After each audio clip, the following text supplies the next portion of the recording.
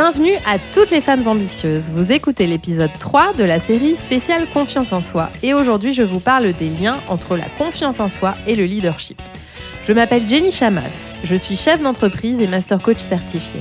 Femme ambitieuse est le premier podcast sur le leadership en France. Ici, j'aide les femmes à dépasser les obstacles pour intégrer et mener les organes de direction des entreprises, développer leur entreprise, piloter leurs équipes et devenir de meilleurs leaders. Pour me soutenir dans cette mission, abonnez-vous au podcast et laissez un avis 5 étoiles sur la plateforme de votre choix. 1000 merci. En tant que femme, même au début des années 2020, il n'est pas toujours évident d'affirmer et de révéler son leadership comme on le voudrait. À chacune sa personnalité, son histoire, son style de leadership. Mais quand ceux-ci sont fortement imprégnés des biais de genre issus de la société patriarcale, cela peut parfois entraver notre progression et notre épanouissement professionnel. Est-ce que c'est votre cas ? Sentez-vous que vous pourriez aller plus loin en brisant ces limites ? D'ailleurs, avez-vous pleinement conscience de vos schémas de pensée ? Si vous avez envie de mieux vous connaître, de repérer vos barrières pour pouvoir les lever, eh bien, nous avons développé chez Coach Happy un quiz qui vous permet de déterminer votre profil de leader. Pour vous inscrire, c'est facile. Vous pouvez appuyer sur pause, cliquer sur le lien dans les notes de cet épisode, c'est gratuit et le quiz vous prend 5 minutes. Place maintenant à l'épisode du jour. Aujourd'hui, je ne vous parle pas précisément d'organisation, mais d'un autre sujet qui vous tient à cœur, la confiance. Si vous remontez le fil du podcast et rembobinez 3 ans en arrière, vous trouverez un épisode, le 16, consacré à la confiance en soi. 3 ans après, 3 ans d'accompagnement de femmes leaders, plus de 200 femmes accompagnées, 3 ans en tant que chef d'entreprise, 3 ans de développement d'un business et d'une équipe, 3 ans de formation et de réflexion sur le leadership et en quoi la vie intérieure influence notre façon d'être leader, il me semble que c'est le bon moment pour vous parler de confiance et des connexions que la confiance entretient avec le leadership. Une grande partie des femmes leaders qui rejoignent notre programme de coaching le font en me disant qu'elles manquent de confiance en elles. Elles ont envie d'aller plus loin, de réussir à leur poste ou dans leur business. Elles sentent qu'elles peuvent avoir bien plus d'impact, mais elles manquent de confiance en elles.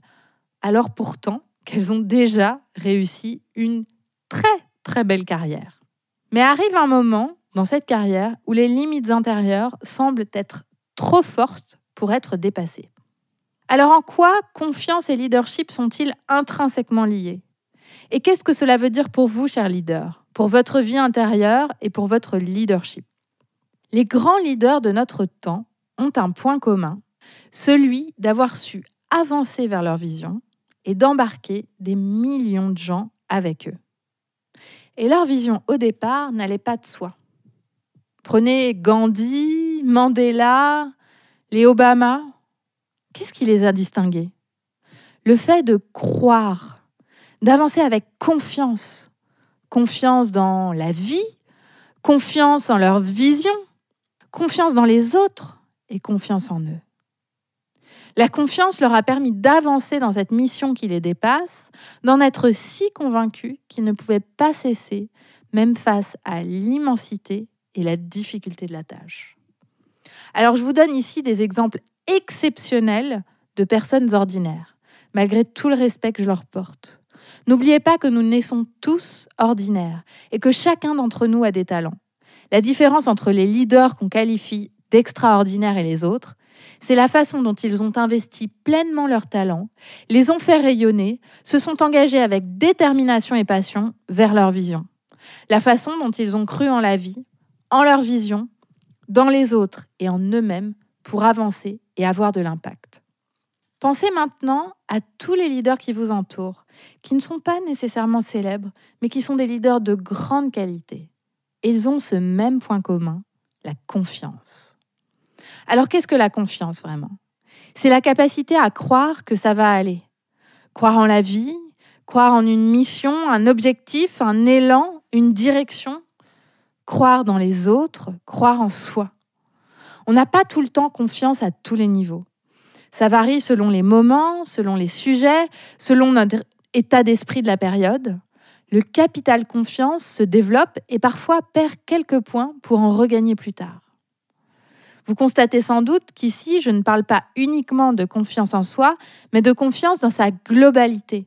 Parce que ce sont toutes les facettes de cette confiance qui se mettent en connexion et nourrissent votre leadership. Alors, quelles sont-elles, ces 4 facettes de la confiance? La première, c'est la confiance en la vie. Croire que quoi qu'il arrive, tout ira bien et que quand ça n'ira pas, cela passera. Ce n'est pas croire qu'il n'y aura aucune difficulté. C'est croire que la vie est ce qu'elle est et qu'elle est bien faite et qu'elle saura mettre sur notre chemin ce dont on a besoin. Et que quoi qu'elle mette sur notre chemin, on saura y faire face.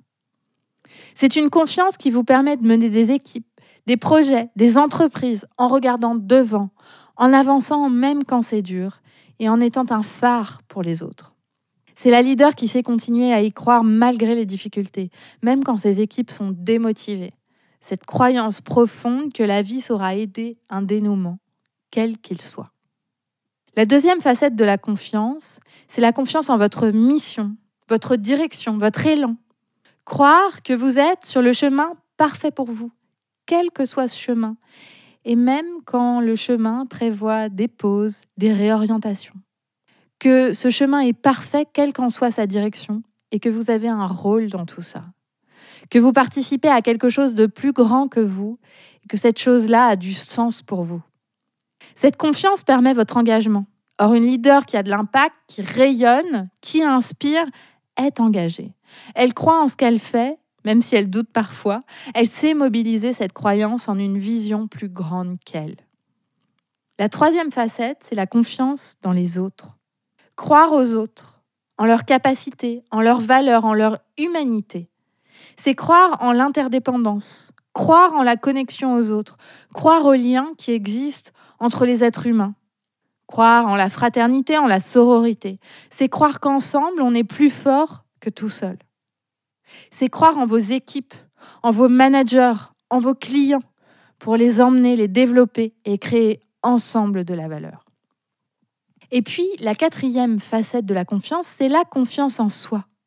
C'est croire en vous, en votre capacité à vous adapter, à vous remettre des challenges, à rebondir et à réussir.